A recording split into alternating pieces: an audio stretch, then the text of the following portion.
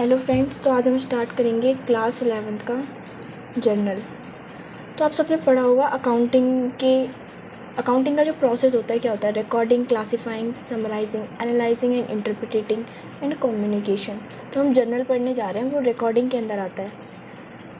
तो जो जर्नल होता है वो उस अकाउंट का क्लासिफिकेशन दो इफेक्ट्स में होता है, डेबिट और क्रेडिट।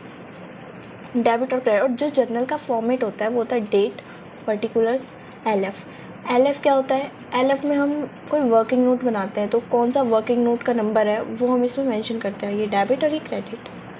तो ये सब हमें जर्नल सीखने के लिए हमें अब rules of debit and credit हमें पढ़ना पड़ेगा। Rules of debit and credit, इसे हम गोल्डन रूल्स भी कहते हैं। तो सबसे पहला होता है debit the receiver, credit the giver. जो डेबिट होता है, कोई भी चीज़ हमें रिसीव हो रही है तो हम उसे डेबिट करेंगे, और हम कोई भी चीज़ किसी को दे रहे हैं या फिर हमसे जा रही है तो उसे हम क्रेडिट करेंगे। सेकंड, डेबिट व्हाट्स कम इन, क्रेडिट व्हाट्स गोज आउट। कम इन, कोई भी चीज़ हमारे पास आ रही है, हम उसे डेबिट करेंगे। कोई भी चीज़ हम जा रही है उसे हम क्रेडिट करेंगे। Debit all expense and losses, कोई भी हमारा खर्चा होगा या हमें लॉस हुआ होगा वो हम डेबिट करेंगे। Credit all incomes and gains, कोई भी हमारी इनकम हुई होगी या फिर हमें कोई फ़ायदा हुआ होगा उसे हम क्रेडिट करेंगे। तो अगर हम कोई बिज़नेस स्टार्ट करते हैं तो हम उसकी एंट्री क्या पास करेंगे। जैसे हम बिज़नेस में अपना पैसा लगाते हैं, सबसे पहली एंट्री होगी cash account debit to capital account, और उसमें हम अपना स्टॉक लगाते हैं तो stock account debit to capital account. तो हम पैसा लगा रहे हैं तो बिज़नेस में पैसा आ रहा है तो कैश हो रहा है डेबिट, और लग किस में रहा है, कैपिटल में, तो कैपिटल हो रहा है क्रेडिट। स्टॉक, यही चीज़ स्टॉक में, हम स्टॉक अपना लगा रहे हैं तो स्टॉक हो रहा है डेबिट, और किस में लगा रहे हैं, कैपिटल में, तो कैपिटल हो रहा है क्रेडिट। तो हम इसकी कंपाउंड एंट्री भी कर सकते हैं, मतलब इसे कंबाइन करके cash account debit, stock account debit to capital account, 10,000, 60,000 और 70,000।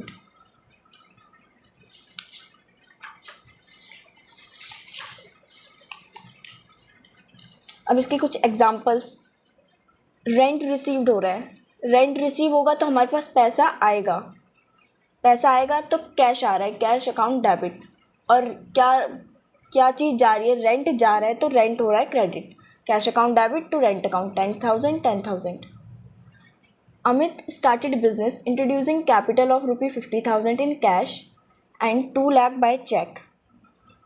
तो हम वो कैपिटल इंट्रोड्यूस कर रहा है, कैश कर रहा है वो 50,000, तो कैश आ रहा है बिजनेस में, तो cash account debit, bank account debit, 50,000, 2 lakh, और किस में लग रहा है, कैपिटल में, टू कैपिटल अकाउंट, तो 2,50,000। डिपॉजिट ₹10,000 इन बैंक, बैंक में हम रुपये डिपॉजिट कर रहे हैं तो आ क्या रहा है, बैंक में पैसा, तो बैंक में आ रहा है ना सब कुछ, तो बैंक अकाउंट डेबिट, और जा क्या रहा है, कैश जा रहा है, तो bank account debit to cash account, 10,000, 10,000। कोई भी चीज़ आ रही है उसे हम डेबिट करते हैं, कोई भी चीज़ जा रही है उसे हम क्रेडिट करते हैं। Purchase goods of ₹15,000 in cash, हम कैश में गुड्स परचेज़ कर रहे हैं, तो गुड्स परचेज़ कर रहे हैं तो आ क्या रहा है, परचेजेज, हम मतलब जो भी सामान हम परचेज़ कर रहे हैं वो हमारे पास आ रहा है, तो purchases account debit to cash account, और कैश हमारे पास से जा रहा है तो 15,000, 15,000। और यही चीज़ purchase goods of ₹15,000 by cheque, तो परचेज गुड्स आ रहे हैं तो purchases account debit 15,000 to bank account, bank से पैसा जा रहा है तो बैंक से जा रहा है तो बैंक होगा credit, 15,000। Purchase goods of ₹5,000 in cash from Ramesh, हम रमेश से गुड्स परचेज कर रहे हैं, कैश में कर रहे हैं, तो हम उस टाइम पे रमेश को नहीं देखेंगे, सिर्फ कैश वर्ड लिखा है तो हम रमेश को मतलब इग्नोर करेंगे, तो purchases account debit to cash account, 5,000, 5,000, purchase सामान आ रहा है और कैश जा रहा है। Second, purchase goods of ₹5,000 from Ramesh, अब यहाँ पे हमें ना कैश मेंशन नहीं है, तो अब हम और किसी का नाम मेंशन है तो हम इसे क्रेडिट मान के चलते हैं, जब हम कोई भी चीज़ हमें गिवन नहीं है कि हमने कैश खरीदा है या क्रेडिट खरीदा है, और किसी इंसान का नाम लिखा है तो हम उसे क्रेडिट मान के चलते हैं। तो purchases account debit to Ramesh, सामान आ रहा है और किसके पास से आ रहा है, रमेश के पास, उनकी रमेश के पास से जा रहा है ना, तो रमेश क्रेडिट होगा 5,000 से।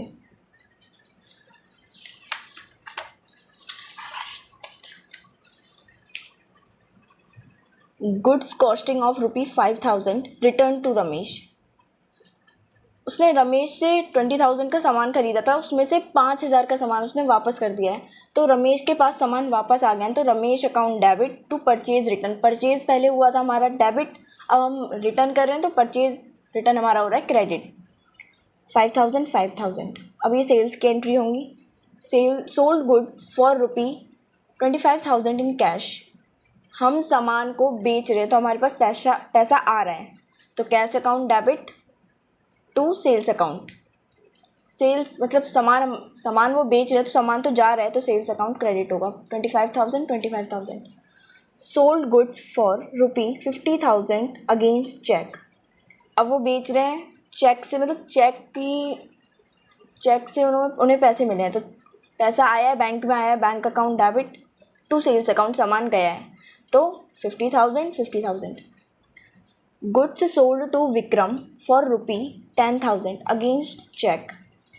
हमने गुड्स सोल्ड करे हैं विक्रम को।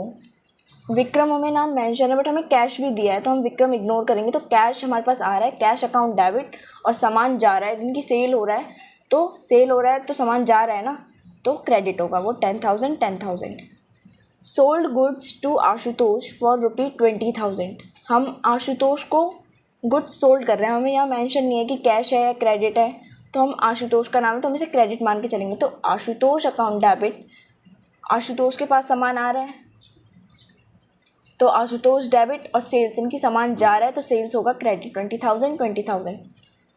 अब आशुतोष रिटर्न गुड ऑफ ₹5,000। 20,000 का सामान था, उसने 5,000 का उसमें से रिटर्न कर दिया, तो अब सेल रिटर्न हुआ है ना, वापस से आया पैसा, तो सेल हमारा रिटर्न हुआ है, तो cell return account debit, cell return हम पे आ गया। और किया किसने, गया किसके पास से सामान, आशुतोष के पास से गया, तो 5,000 वो। इसमें रूल लग रहा है, कोई भी चीज़ हमारे पास आ रही है तो डेबिट कर देंगे, और कोई चीज़ हमसे जा रही है तो उसे हम क्रेडिट करेंगे। अब हम किसी को सैलरी पे कर रहे हैं कैश में, paid salary ₹20,000 in cash, salary account debit 20,000 to cash account 20,000। तो सैलरी जब दे रहे हैं तो सैलरी आ रही है ना, और कैश जा रहा है, सैलरी आ रही है और कैश जा रहा है, तो सैलरी डेबिट हो रही है और कैश क्रेडिट हो रहा है 20,000 से। Withdraw cash ₹5,000 for personal use. अब 5,000 पर्सनल यूज़ के लिए निकालें, तो पर्सनल यूज़ के लिए जब निकालते हैं तो हम ड्राइंग्स वर्ड यूज़ करते हैं, तो निकालें पैसे, ड्राइंग्स आई हैं हमारे पास, तो ड्राइंग्स अकाउंट डेबिट, ड्राइंग्स की हमने, तो ड्राइंग्स अकाउंट डेबिट, और गया क्या है, कैश गया है 5,000। ड्राइंग्स आई हैं, कैश गया है, तो ड्राइंग्स डेबिट, कैश क्रेडिट।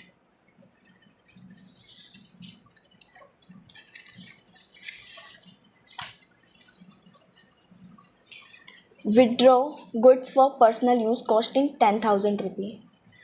हमने अपने पर्सनल यूज़ के लिए गुड्स निकाले हैं, तो क्या होगा, गुड्स निकाले हैं तो गुड्स हमने ऑलरेडी परचेज़ कर रखे थे, तो वो हमारे परचेजेज आएगा ना, क्योंकि गुड्स हमारे पास ऑलरेडी परचेज थे।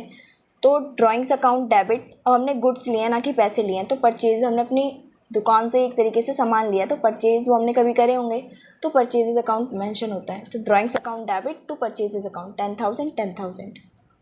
Rebate of ₹2,000 allowed to Raman on goods sold. Rebate का मतलब होता है किसी चीज़ पर हम किसी को छूट देते हैं, तो हमने रिबेट अलाउ करा है, तो रिबेट अलाउड अकाउंट डेबिट होगा, ठीक है। रिबेट हमें मिल रहा है ना, हमने अलाउ करा है, मतलब टू रमन को करा है, rebate allowed account debit 2,000 to Raman 2,000। Rebate of ₹3,000 received. अब हमें रिबेट रिसीव हुआ है from Kapil on goods purchase. हमने गुड्स परचेज करे हैं 3,000 रुपये की, हमें उस पर छूट मिली है, तो Kapil account debit 3,000 to rebate received account debit. इसमें हमें गेन हुआ है, तो हम गेन होता है तो उसे हम क्रेडिट करते हैं, और अगर हमें लॉस होता है तो हम उसे डेबिट करते हैं, ठीक है। Received cash from Hemant in settlement of his account 20,000।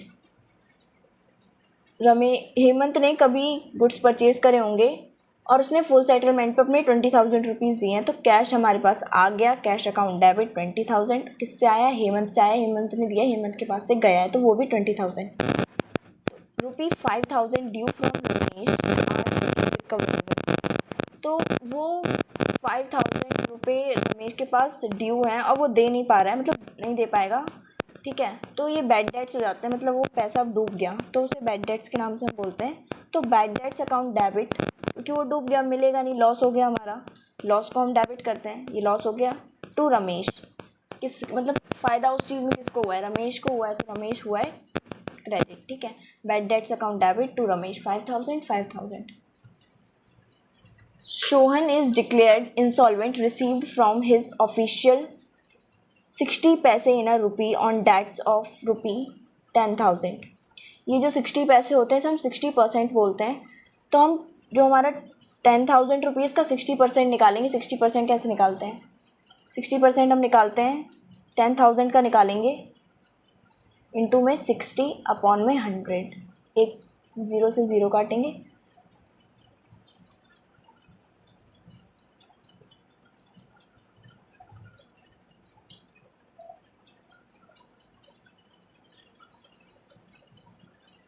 तो हमारा आएगा 6,000 रुपये। तो हमारा 6,000 रुपये आ जाएगा, ये 6,000 और बचे कितने हैं 4,000 की। उसने सिर्फ 6,000 रुपये तो दे दिए और 4,000 रुपये भी बाकी हैं, तो वो बैड डेट्स हो गए, वो डूब चुके हैं। 4,000 डूब गए, 6,000 उसने दे दिए हैं, तो आया क्या है हमारे पास, कैश आया है। और जो डूब गए हैं वो 4,000 रुपये थे, ये लॉस हो गया, ये आए हैं इतने, तो ये डेबिट हुए हैं। और किससे हुआ है, सोहन से, सोहन हुआ है credit. Receive cash from a bad debts return of last year rupees 700। Bad debts हुए थे हमारे, हमने सोचा था वो डूब चुके हैं, बट अब वो हमें मिल गए हैं पैसे, तो क्या होगा, कैश आया है, कैश अकाउंट डेबिट 700। हमने कभी उसे मेंशन करा होगा ना कि वो हमारे बैड डेट्स हो गए हैं, तो अब क्या है, टू बैड डेट्स रिकवर, क्योंकि वो रिकवर हो गए हैं अब हमारे। टू बैड डेट्स पैसे आए, to bad debts recover 700। Amount transfer to fix deposit rupee 5 lakh. हमारे पास कुछ रुपए हैं, यानी कि 5 लाख रुपीज़ हैं, उन्हें हम फिक्स डिपॉजिट में ट्रांसफ़र कर रहे हैं। तो क्या होगा, पैसे आ कहाँ रहे हैं, फिक्स डिपॉजिट में आ रहे हैं, तो फिक्स डिपॉजिट अकाउंट डेबिट। और कहाँ से रहे, बैंक से ही जा रहे होंगे ना, टू बैंक अकाउंट 5 लाख।